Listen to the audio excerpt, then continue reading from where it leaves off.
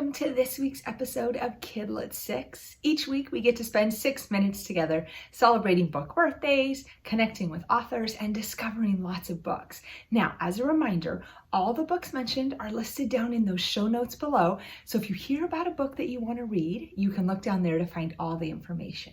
Now, one of my favorite kinds of books are the ones that transport you to other places. So, through the pages of a book, I've traveled to England and Canada, Germany, Mexico, and so many more places. So today, I thought it'd be fun to take a virtual road trip with Olivia from Breathing Underwater. So, are you ready to hit the road? Let's go! Olivia and her sister Ruth set off on a road trip with their aunt and uncle from Knoxville, Tennessee to San Diego, California. Ruth's depression has been getting worse, so Olivia recreates an old treasure hunt in the hopes that it'll help her sister smile again. They travel most of the way on Interstate 10. The first stop will be in New Orleans, Louisiana, to find something new. There, they enjoy beignets at Café Du Monde. The second stop will be in Houston, Texas, to find something old.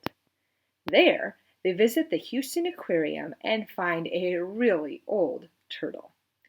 The third stop will be in Tucson, Arizona, to find something magic. There, they'll visit a rattlesnake bridge. But what happens when they stop in Las Cruces, New Mexico?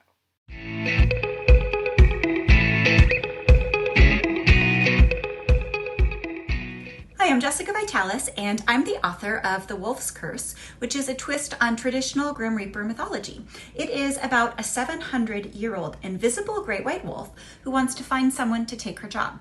But the only boy who can see her is a 12-year-old whose grandpapa's last words were, "Stay away from the wolf." Now, the book I'm going to recommend today is nothing like The Wolf's Curse. Alone is a novel in verse about a girl named Maddie whose slumber party turns into a nightmare when her town is evacuated and she's left behind.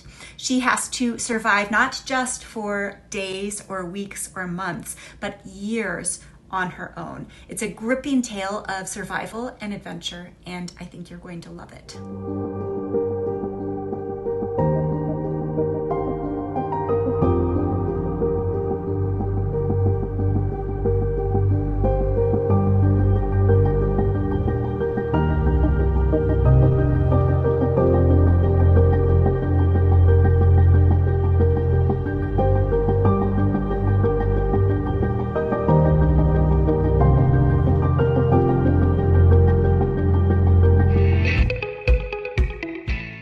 What time is it when the clock strikes 13?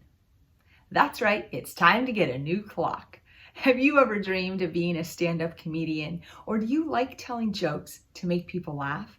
Then you're going to love today's Kidlet 6 book of the week. Our book this week is Stand Up Yumi Chung by Jessica Kim, and this is the story of Yumi, who on the outside struggles with shy girl problems. She has a perm gone terribly wrong, and a lot of kids at school make fun of her because they think she smells like her family's Korean barbecue restaurant. But on the inside, Yumi is ready for her Netflix stand-up special. All she needs is a little bit of courage and a stage, and she'll be ready to perform. But what happens when her family doesn't want her to take to the stage? If you are a reader who likes funny books or stories about family, then you're going to want to pick up a copy of Stand Up Yumi Chung so you can read all about her story.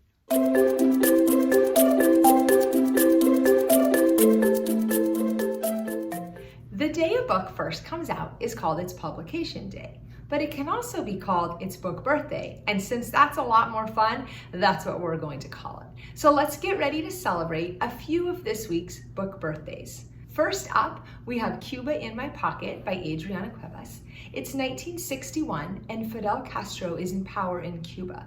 12-year-old Cuba's family makes the difficult decision to send him to Florida, alone. Life in the United States presents a number of challenges as he has to navigate a new city, a new school, and new freedoms all on his own. Our next book birthday is The Wolf's Curse by Jessica Vitalis, and you got to hear all about this book earlier in the episode from the author herself. Now, the best way to celebrate a book's birthday is to read it. So you can head to your local library or your favorite bookstore and get your copy and read it today.